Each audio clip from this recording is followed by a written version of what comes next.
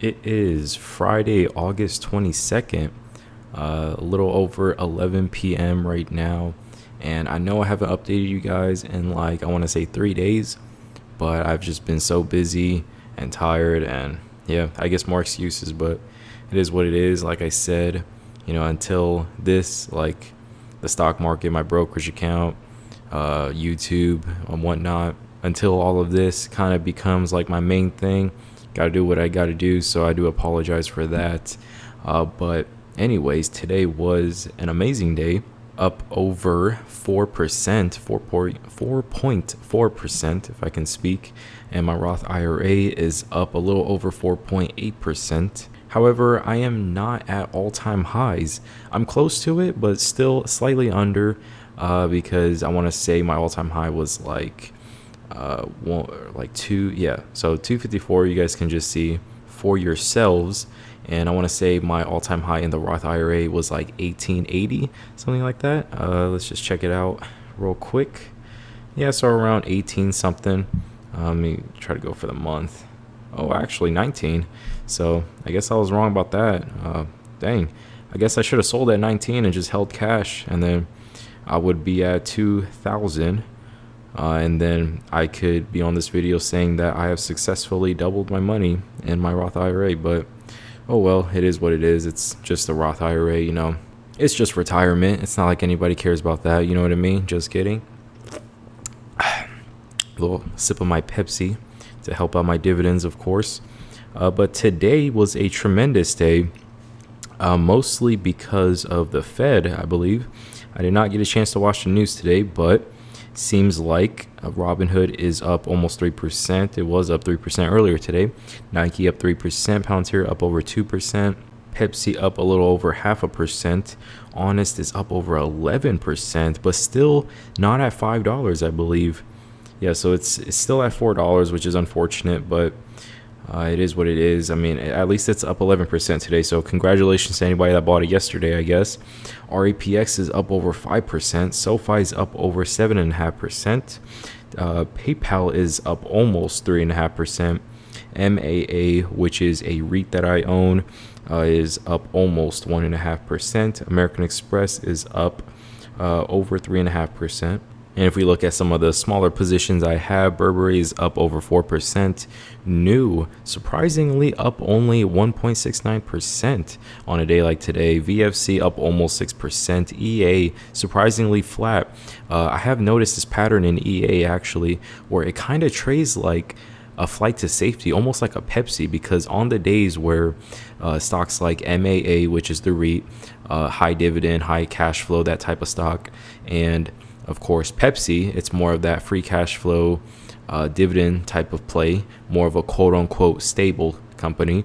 It kind of trades along with them, where on red days when Pepsi is kind of stable or slightly green, EA will kind of play that role too. It'll either be stable or slightly green. So I am kind of curious about that, because EA is kind of like a video game software tech type of company, but I mean, I guess it's a quote unquote stable play, or at least the market looks at it that way. And of course, Norwegian is up over 7.5%. Google is up almost 3.5%. Lemonade is up over 2%.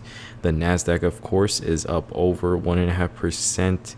Royal Caribbean is up over 6%. Win is up over 3%.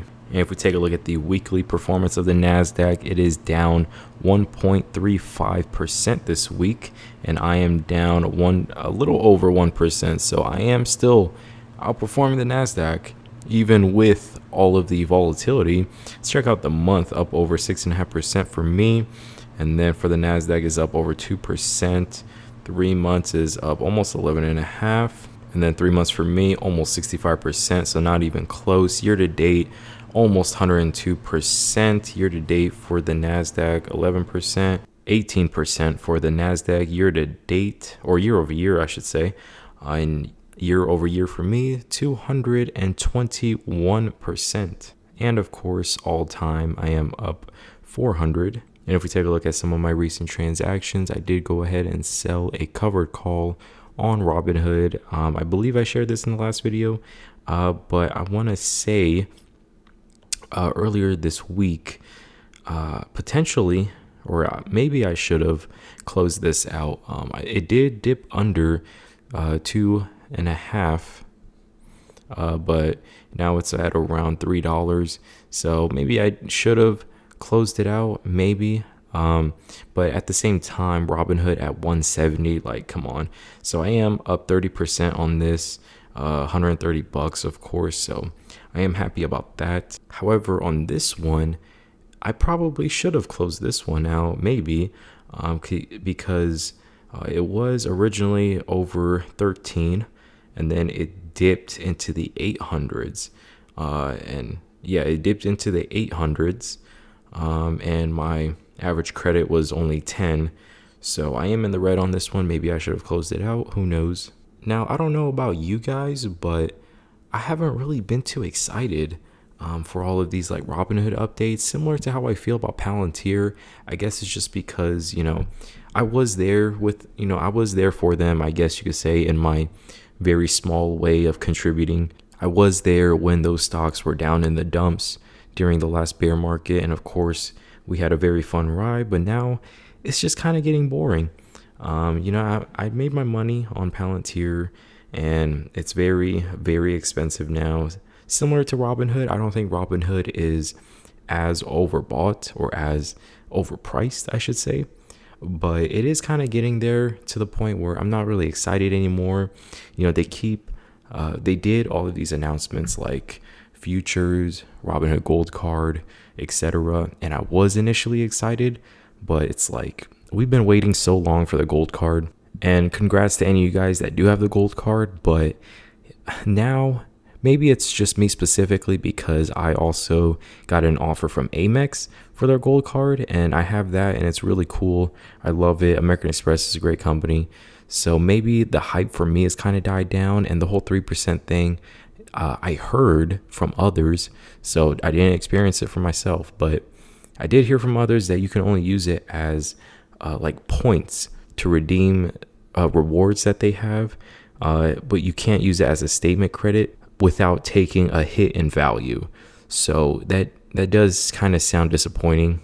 Most likely it's only a temporary thing, similar to how SoFi used to do it with their 2%, 2.2% cashback card, where the points used to be lesser in value if you redeemed it for statement, but now it's 1-to-1. And I mean, I like it. I use the SoFi one too. SoFi is a pretty decent bank. So hopefully that's how it goes for Robinhood as well, where the Gold Card is much more accessible. The 3% is 1-to-1 instead of taking a hit in value and whatnot. But all right, so now we get to some of your guys' comments. And of course, in my Levi's video, Chicken Joe says, RIP Honest, and my account tanked 3% the last 2 days. Well, Chicken Joe, it is up over 11% today. So you should somewhat be happy with that, even though it is still under $5. I mean, hopefully that helped you out a little bit. And Leave No Evidence says up 30% on those Robinhood covered calls. That Monday fake out to 117 kind of wild, but I'm willing to go down with the ship if I have to. By the way, why are you using margins? You have enough equity to just sell covered calls and cash secured puts without paying interest. So obviously I only have like what, maybe 60K of margin versus, an equity portfolio of 250. And if you take a look at all the assets, of course, that's pushing 300 if you include all of that, all the assets I have under margin. So, account values over 300.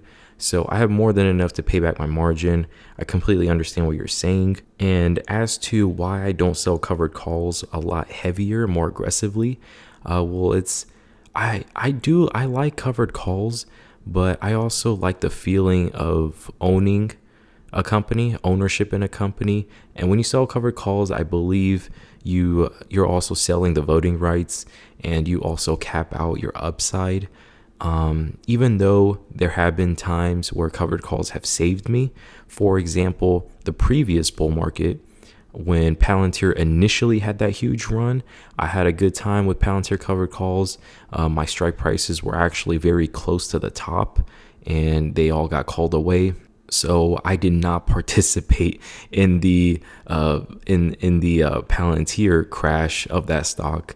thank God. I was not exposed to that Palantir downside at all. I got out at the top, and covered calls did that for me.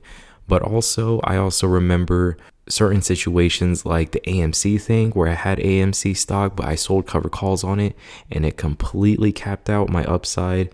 And I had no idea that short squeeze and that viral moment was going to happen. So I was kind of beat up about that. So I completely understand what you're saying when it comes to having enough equity to just pay off my margin and not pay interest.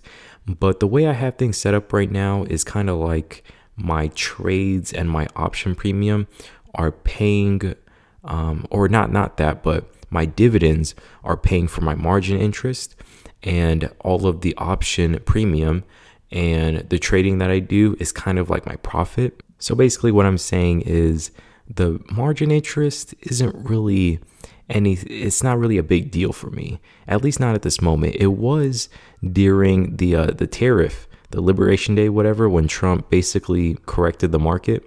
Definitely on that day, my margin was definitely an issue, and I was like $1,000 away from getting a margin call. So it was an issue then, but now, I'm slowly rolling into the Robinhood covered calls. I've already capped out my Palantir covered calls. And if Pepsi starts having a run here, or a Nike, maybe I'll entertain that. I only have like a little over 100 shares of Pepsi and a little over 500 for Nike. So it's not going to make too much of an impact on my portfolio. But yeah, I'm just here for the ride, man. I don't really like to cap out my upside. I could have easily sold cover calls on Robinhood at, my original price targets of like 35, 60. And I don't remember the original price targets I had, but definitely one of my price targets were 85. Let's say I sold cover calls at 85. I would be underwater right now, and I don't like capping out my upside. So, there's nothing wrong with it. I heard you're making good money on the covered call, so congrats to you. But that's just how I am. But yeah, basically I am just a complete degenerate. But Clayton asked me 2 questions. He says, mind me asking what you do for work. And yeah, it's not really a secret. I don't make much effort to hide myself, whatever, even though I don't have a face cam. It's nothing bad. Someday I will. Eventually, when all of this, starts growing, I get a lot more followers, a lot more subscribers and whatnot. And this actually definitely becomes a full-time job, whatever, then yeah, of course, I'll share. But as of right now, I have to rely on my job. So it is what it is. And as for your question about recommending margin, well, I kind of answer that in leave no evidence comment, where I almost got margin calls. So, take that for what it's worth. And I also kind of wanted to talk about, I had a broad topic I want to talk about, which is just advice in general. But I'll touch on that in just a moment. It's Magnos says, are you worried about Hood crashing, or what's your plan to reduce your cost basis? Well, if you've been watching my videos regularly, you'd notice that I've been selling covered calls, reducing my cost basis, slowly pulling out profits, and my strike prices are at very high prices that I would be somewhat comfortable of letting go those shares at.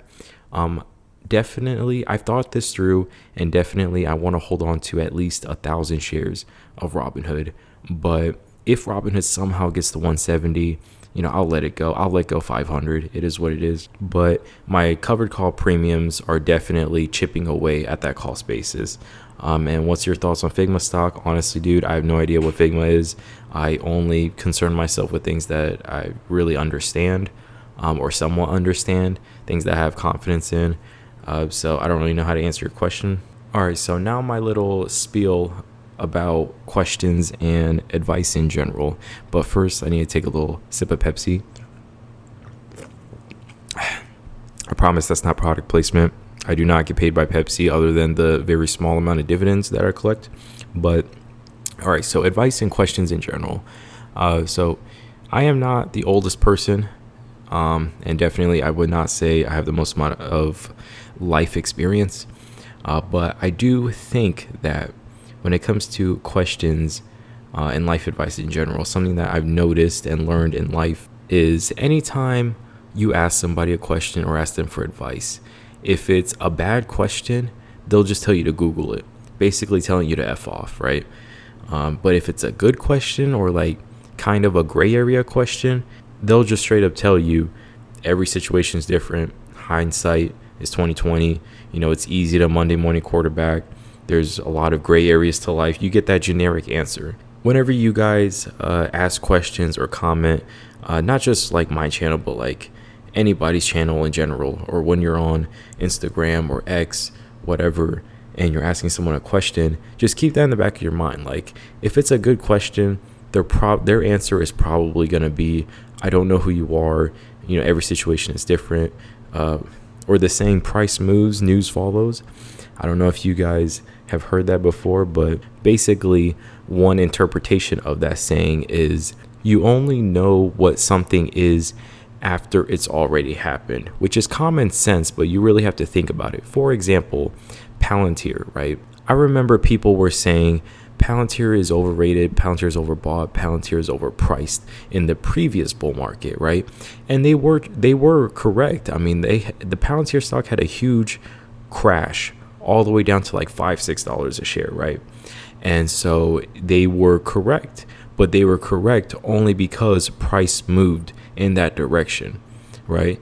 And same thing for the other side. All the people that were saying Palantir is still overvalued at $7 a share, those people are obviously wrong.